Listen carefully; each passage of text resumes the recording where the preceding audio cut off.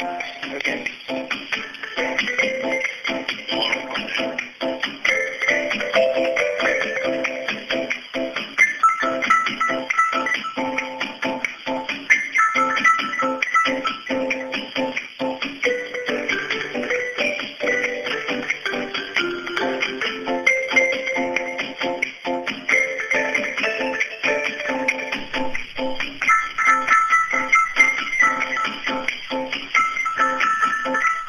Howdy, and welcome to Nonsense Password. Your stop here, wherever this is, whatever this is, on the way to wherever you're going. I'm your special character.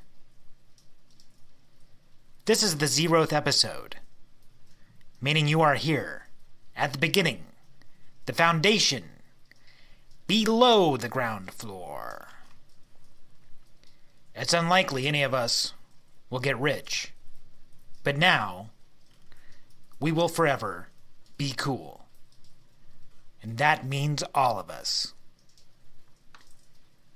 And no one can ever take that away. This episode features keeping the place from burning down. But first, a word from our sponsors. This is the 0th episode of Nonsense Password, titled Keeping the Place from Burning Down. My first clock in, clock out kind of job was at a place called North Rock 14. It was a movie theater.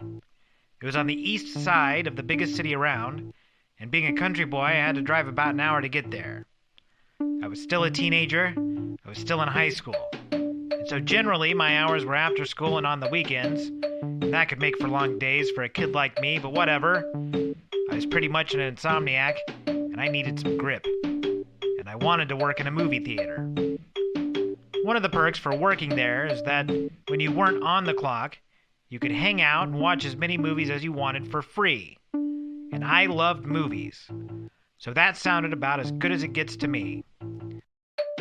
Though honestly, by the end of it, I never took the liberty.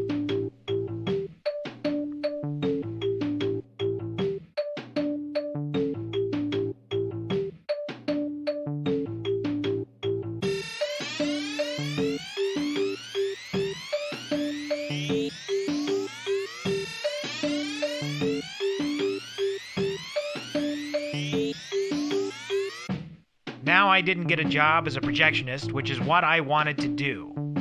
I wanted to make movies. I really wanted to make movies. I mainly needed money for equipment to make movies, and I wanted to learn everything I could about the movie business. And to be a projectionist would be about as close as I could get from where I was at the time.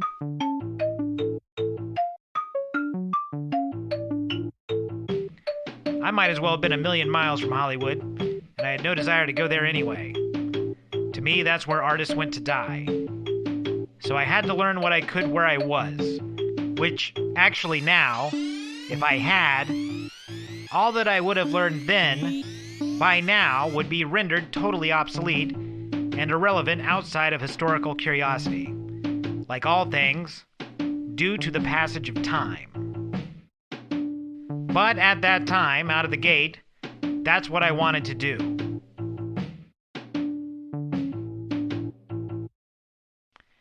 So I went in for an interview with the manager right after filling out a paper application. It was obviously a very different time then. I could fill out the paper application and meet the person I'd be working for. We did the interview in the atrium. He was an odd man with a cartoony head. He looked like a mix between Andre the Giant and that guy that no one likes on Parks and Rec. And I had the sneaking suspicion that he was going to try to fuck me. Because you heard weird stories like that, and I didn't know what to expect. I'd never been in a job interview before.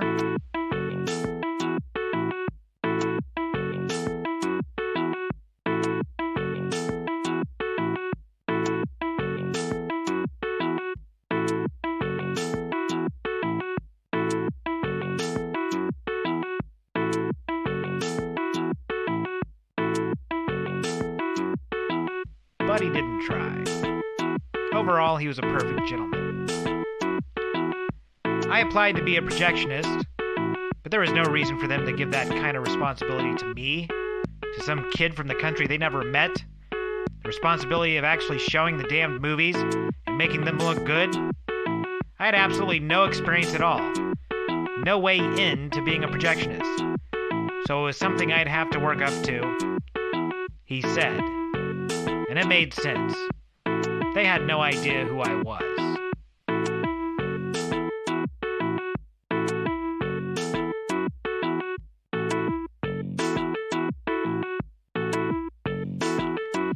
So I got hired to work in the concession stand, and he told me to come back tomorrow when I could start.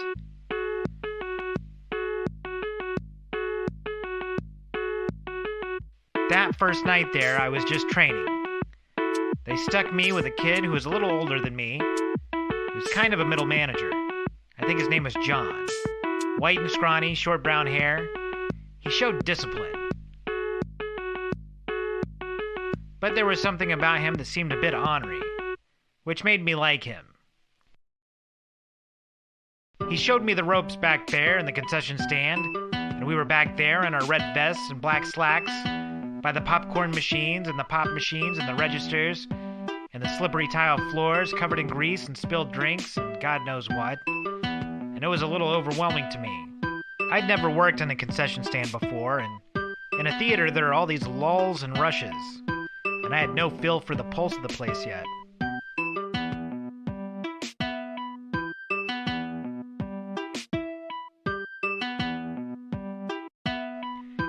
Movies tended to start pretty close to one another. They were scheduled that way. And at those times, the half hour leading up to all those movies starting, people would hit up the concession stand, and those lines got long, and the people sometimes got bitchy, because it was too expensive to go to the movies, just like it always was, and just like it always will be. They couldn't handle their drugs or whatever, but we had to take care of them.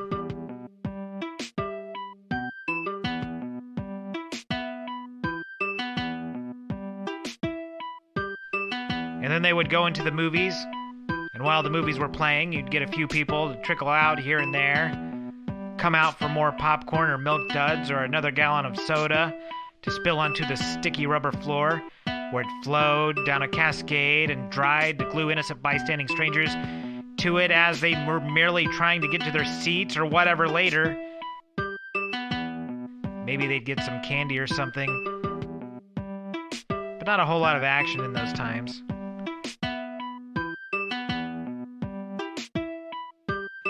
After a few hours, they told me I could go home because they were going to close and I wasn't scheduled to be there for that.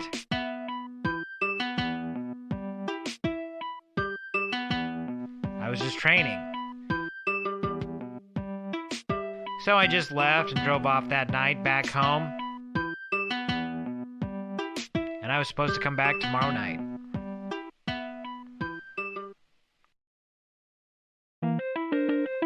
And the second night there, I worked more. I was working the register and grabbing things, and people, this and that. It wasn't that big of a deal. It was a minimum wage job, which at the time was something like $5.15 an hour. It seemed like so little today, but I was so used to having so little money. I was very much just a kid, and $5.15 seemed a little ridiculous, and I wondered whether or not I was really worth the money, but I ended up worth the money, as I can tell in my perfect perspective of 2020 hindsight. Now, on the second night there, I'm there till close, and in the closing part, you have to clean things, mop, take the trash out, wipe things down, stuff like that. The crew I was working with had been working together for a while, so they had a system. They knew what they were going to do and wanted to get out of there quick.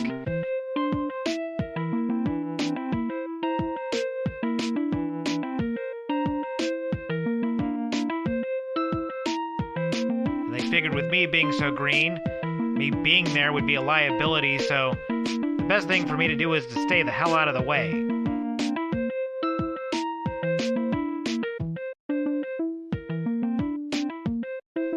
That is, they wanted me to stay out of the way, but they still wanted me to do something to keep themselves from getting in trouble for just having me stand around, so they gave me a job. My job was to clean the drain. The filthy, nasty-ass floor drain.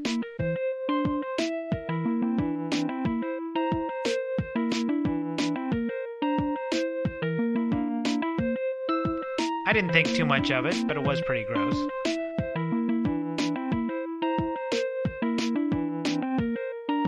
All sorts of organic matter was trapped on it, and it seemed to be covered by spaghetti or spaghetic-like things, but it wasn't really spaghetti. It was just some like yarny gunk that had just settled. It may have actually been alive.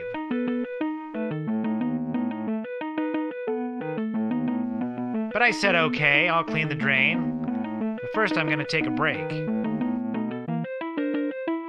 So I took a break. And I went out to my car. And I smoked a joint.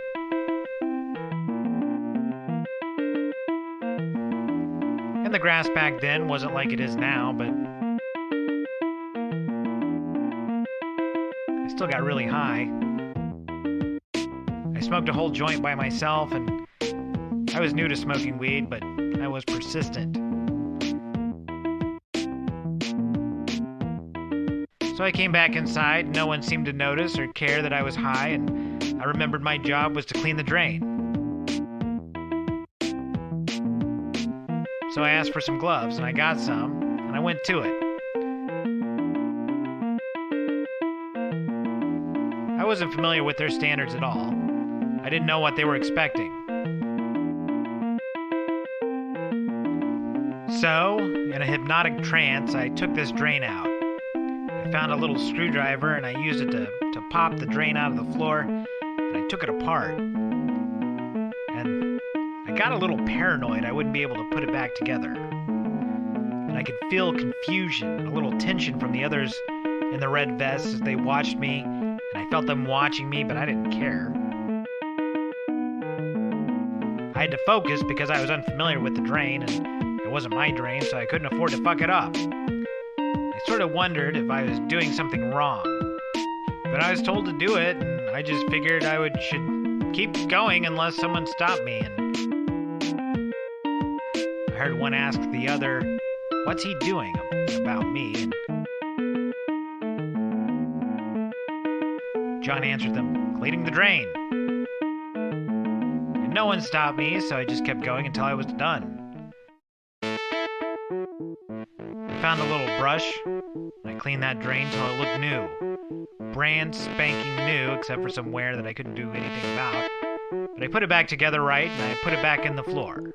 And when we were done, a manager had to come by and release us. And, they didn't trust us to say whether or not we actually did it. And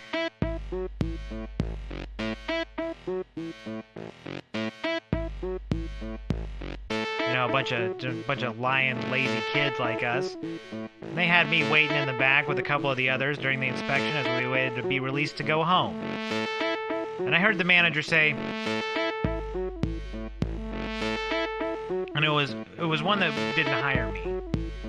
Come to find out, there were like 3 managers there. He asked when he was inspecting, he goes, "What happened here? Did we get a new drain?" And I heard him say, "Really?" I heard him say, "Who did this?" And there was some quiet talk. And then the manager said, "Holy shit, somebody cleaned it? Who cleaned this drain?" And someone said that it was the new guy, which, was me. So I was called out. There to talk to the manager, and I was sort of expecting to get fired because, that's how these things go. And the manager asked me, You're the new guy, right?" And I said, "Yep." And I think he knew I was stoned. He gave me this weird little look, but he didn't say anything about it. But he asked, "Did you clean this drain?" And I said, "Yeah, I hope it's all right. I don't know what the standards are here, but they told me to clean the drain, so I cleaned it. I think it looks better than how it was, though." And he said, "God damn, it sure does. It looks like it's brand new. I've never seen a drain this clean. This is fucking amazing. I didn't know that was possible. That shit used to gross me out, but I didn't think anything could be done about it. You've changed my world. God damn it, this is impressive. And then he pointed at me, and he goes, you get a raise. And so I said, all right. So on my second day of work, I got a raise. It was only like a quarter or something, but I was told it adds up. Still, I thought it was a good sign.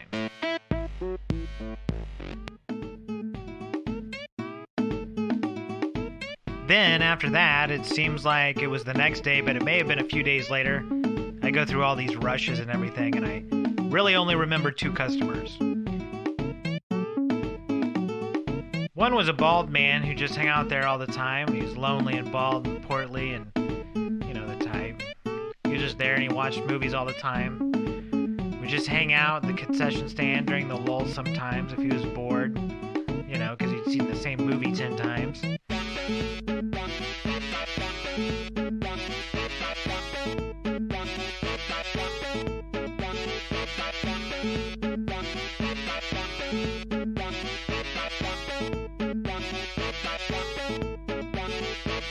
And he would just keep eating popcorn, like, all the time. He ate more popcorn than Robert Mitchum smoked cigarettes and Out of the Past. It was disturbing. He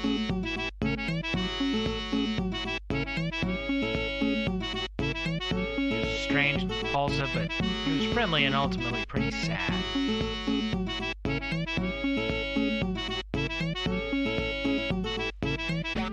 And another was a beautiful 20-something young woman. She seemed to be the only person I met there who seemed higher than I was.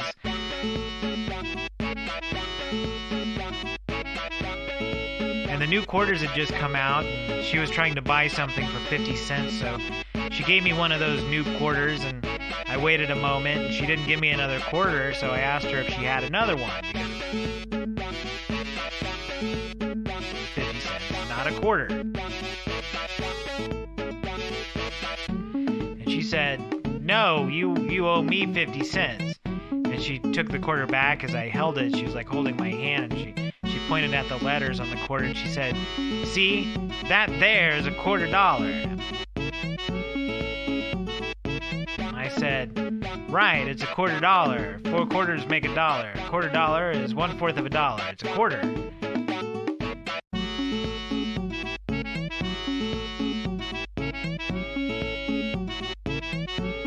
And she took it back out of my hand, skipped off, and disappeared, and I never saw her again. And I always kind of wondered if she made a mistake or if she was trying to con me.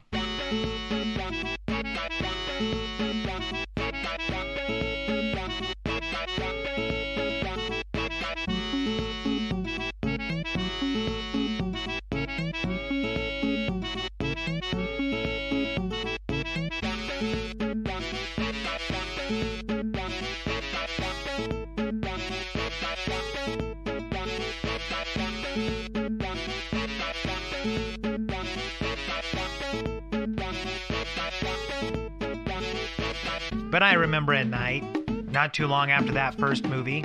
It was the night before The Matrix opened. There was this cute, tiny little woman projectionist. She was a blonde, and she was sassy, and she wanted to prove she's as big and strong as the boys.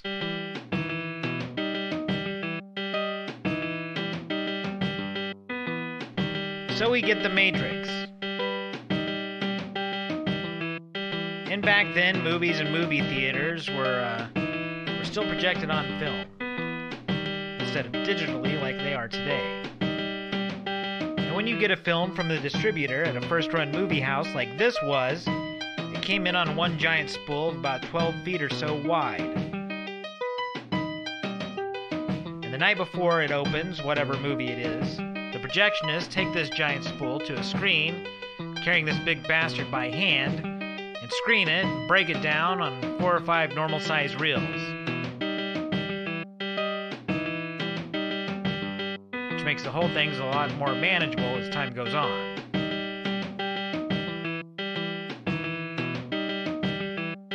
And so, as we were closing, this girl was handling this giant spool by herself, as she insisted that she should. And even though there were at least 2 other projectionists with her, both fellas bigger than me, and it was very heavy and very large and very awkward, this theater had 14 screens and the hallways were very long, she had to take it about the length of a football field down the theater, and she dropped it. And when she dropped it, it rolled or unrolled down the hall across the atrium,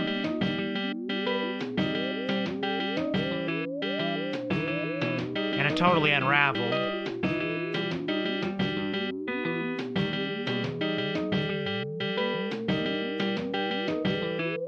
So an emergency was declared, and we had to stay and help roll it back up as the projectionist broke it down. And we picked off little hairs and little bits of crud picked up off the floor.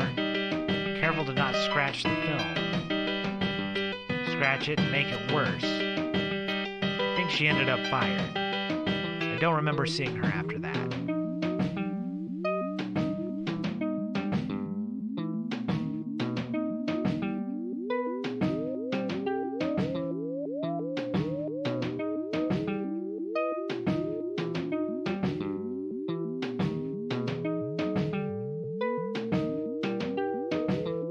And then the next day, the night The Matrix opened, I remember right after a rush, probably not even 20 minutes, not long enough for the previews to have ended, I noticed a snotty-looking, suburban-looking, 30-something blonde hustle out of the theater, down the hall into the women's bathroom in a hurry, followed a moment later by a more urban woman, much more style, her spandex and big hair, seemed to be carrying a bit of a pissed-off attitude.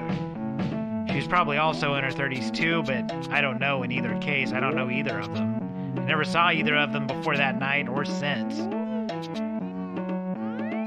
And I think I noticed it because they both seemed a little rushed. It tripped my trigger.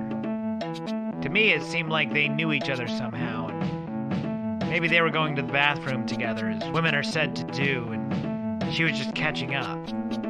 Maybe they were totally unrelated. Maybe it's just a coincidence. I just noticed it. I wasn't really sure why. But I didn't think too much of it, or I tried not to for a moment. I went back to cleaning the counter or something, behind the counter or something like that. I was cleaning with my back turned to the customers when this woman's voice yelled towards me, "Can you call a manager? Some black bitch just hit me." And I look over at her, and it was the woman who was the first into the bathroom, the snotty-looking suburban woman, blood oozing a little from her schnoz. So I called the manager, and as we waited, I stayed with her. I didn't really want to. She seemed like she was probably a total pain in the ass. But I didn't know where the other woman was, and I didn't really want this woman to get punched again, even though she seemed like she was probably a total pain in the ass and probably did something to deserve it. I figured that might happen, or probably would happen if I left her, so I tried to stay a little close to her. The manager showed up, and they found the other woman, the one who followed her carrying an attitude, in the bathroom, and they were all up against the wall opposite the bathroom, talking about what happened, getting it sorted out, deciding what to do. So I went back into the concession stand to help some people waiting, and that was where I was supposed to be, but watched them off to my left, watched this get sorted out. I figured I wasn't really needed there anymore, but I had my eye on the scene. And as they were sorting things out, deciding what to do about this mess, another man in about his 30s or so, the date or boyfriend or husband of the woman who threw the punch, walked out the door of this theater in the middle of this sorting out meeting, and it seemed to take him a moment to gather his bearings. Like, for a moment he was confused about what was going on. But he was quick to calibrate when the suburban woman suddenly screamed, "Oh no!" And he looked at her and he focused on her, and then he started chasing her, and she backpedaled down the hall. But he caught up to her and he punched her in the head. And then her head hit the wall. She was down. And he ran out of the front door of the theater, fast. He He was like a woman punching a gazelle. And everybody gasped as he went by. He was skipping a little. The suburban lady stayed on the floor. Her bell got rung pretty good. And the manager told me to call 911, which someone else did because I didn't even know where the phone was. And this was before cell phones were a big deal. Right then, some movies were letting out. Popcorn was popping, and as we were getting started, setting up for a new rush, somebody else, a ball cap wearing Good Samaritan, came up to me at the concession stand from the right side and said, "Call a manager, an old man just fell off the balcony."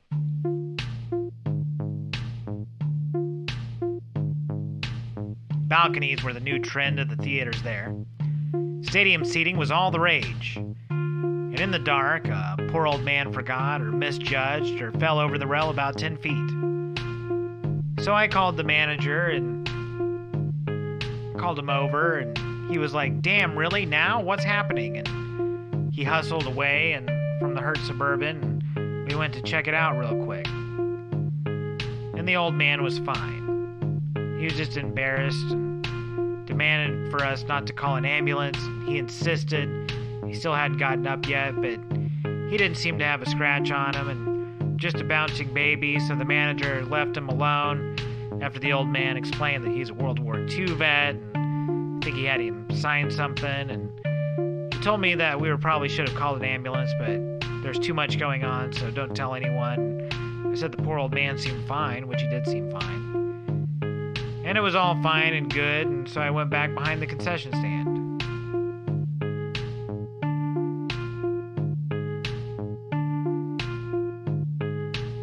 John, the guy who trained me, noted to be one of the more responsible ones there, showed up about 10 minutes late. As some of my coworkers were starting to panic about it, showed up and he said, wowed, "Sorry I'm late, but it's crazy out there. This psycho is out there jumping on cars." I said, "Yeah, probably the guy who punched her in the head." And I pointed at the Suburban. And he said, "What? Wow." Until then, I didn't know how typical this sort of night was. I mean, you hear stories about how crazy the city is, and there are always these stories, but you never know until you're there. But he, the city boy who worked there for a while, said, "Wow." So I thought, what a day. So I took a break and I went out to my car and I smoked another joint.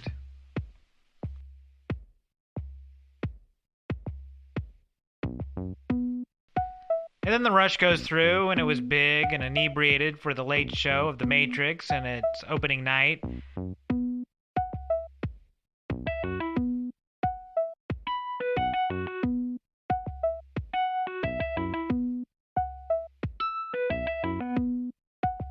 For a couple of dudes at the counter told me that they took acid and it just hit, and after that there was a lull. And I waited at the counter, and everyone behind me starts coughing all of a sudden. I hear them coughing and choking. And I turn around, and black smoke was being thrown out of the popcorn machine, and open flames swelled. The popcorn machine was on fire. I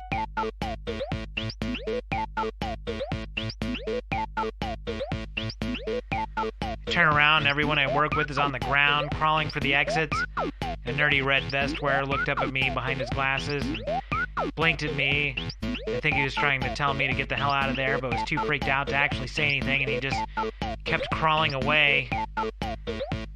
Everybody was crawling out, terrified, fleeing for their lives.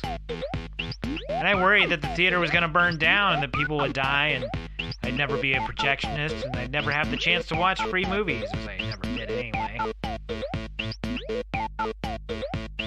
So I held my breath, and I went up to the burning popcorn machine, and I spotted a batch of popcorn on the left side against the window that hadn't started burning yet. So I scooped my arm in to sweep the burning popcorn out past me, and I had to dodge it while I was scooping it to keep from burning myself, and I kept scooping it, and it spread out on the tile floor, hoping there wasn't any oil on that floor that would flare up and torch me. And on the floor, I separated the burning popcorn by kicking it and spreading it out with my feet. I stomped on the burning kernels and it seemed like burning doves, but I knew what I was doing from working burning fields, and I got water in a big cup and started dousing it, and they were simmering down, and I kept pouring it over and over again. It made a hell of a mess, but it stopped the fire, and it simmered out in a steamy, dying smoke.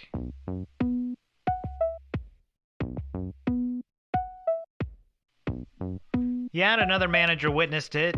She helped me step on the kernels at the end, and my red-vested coworkers were wowed after they came back, declaring that they had seen some shit. And I'm a hero. I stopped the fire and saved their lives and their jobs. Blah, blah, blah. You know, all that bullshit.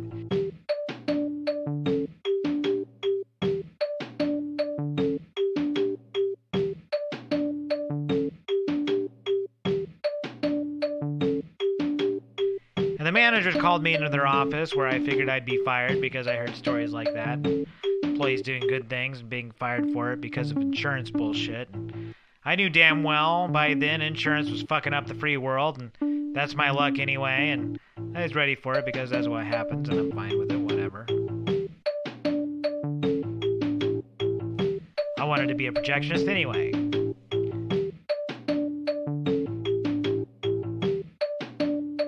And I was really high.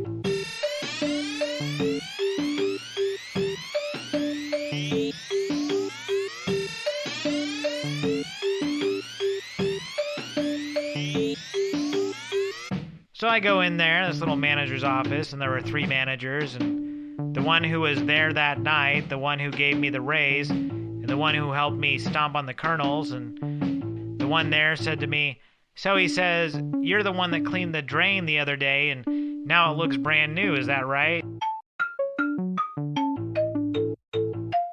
And I giggled, and I said, "Oh yeah, you know, I don't know what the big deal is, I was just told to clean the drain, so I cleaned the drain."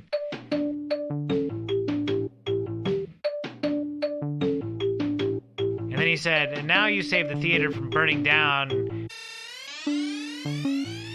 Who knows how many lives you saved and how many millions of dollars." "Yeah, I guess so. No one else is gonna do it." I was giggling. I giggled all the time in situations like this. And I said, "It is what it is. I don't think anyone else knew what to do. I figured if I spread the stuff out and smothered it or douse it, we'd be okay and I'd be able to knock it out. And I didn't even get singed, so I think it was a good plan." And he said, the other manager, "God damn it, you get a raise." And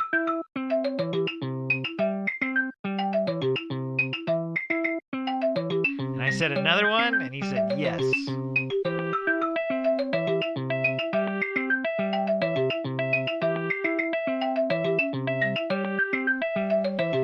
Then the one who gave me the first raise asked, "Are you happy here?" And I said, "It's not bad. Tonight's been interesting, but concessions ain't what I wanted to do. It's not what I had in mind at all. I love movies. I want to be a projectionist, but here I am." Then I added, "In the shit."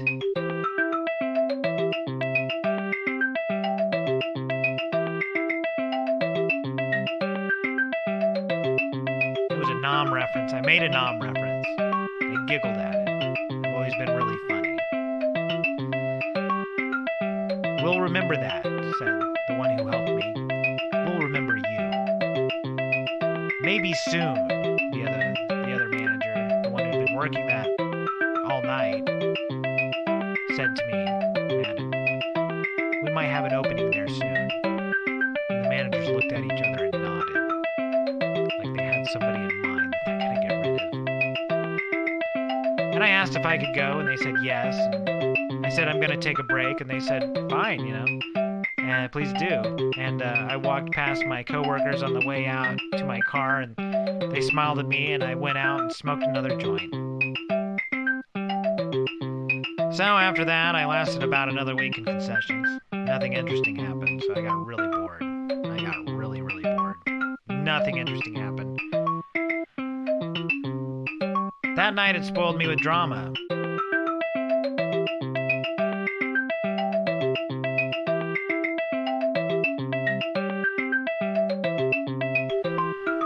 So before I became a projectionist, after after less than a month and 2 raises, and saving the place from burning down,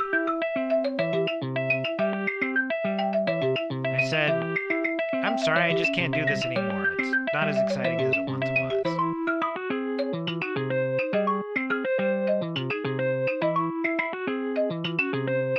I can't even remember who I was talking to, or even I said that to. I was done. It didn't matter.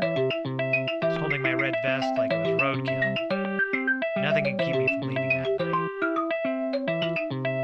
They begged me to stay, to wait a bit longer, and promised I could be a projectionist. I said I couldn't, because I couldn't. I was bored now, and that's the worst.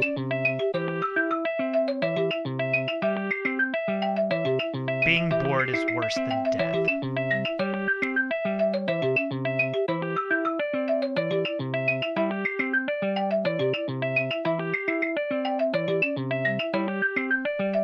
So I resigned.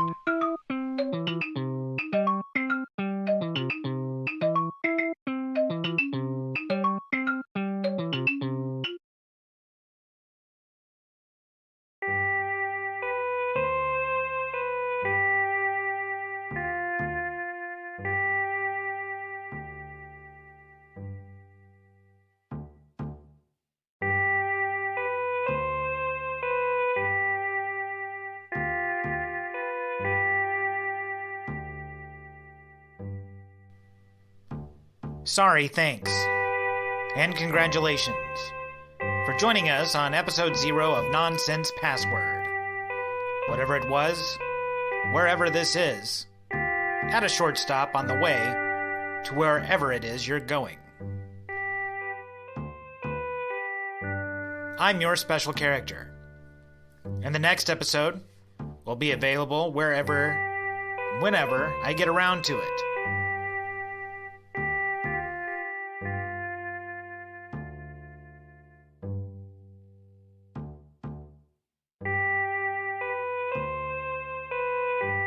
And there will be a next episode, because nonsense will reign forever.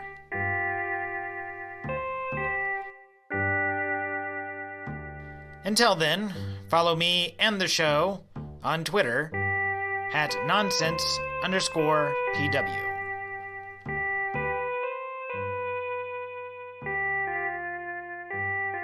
Until then, when we meet again, somewhere down the line,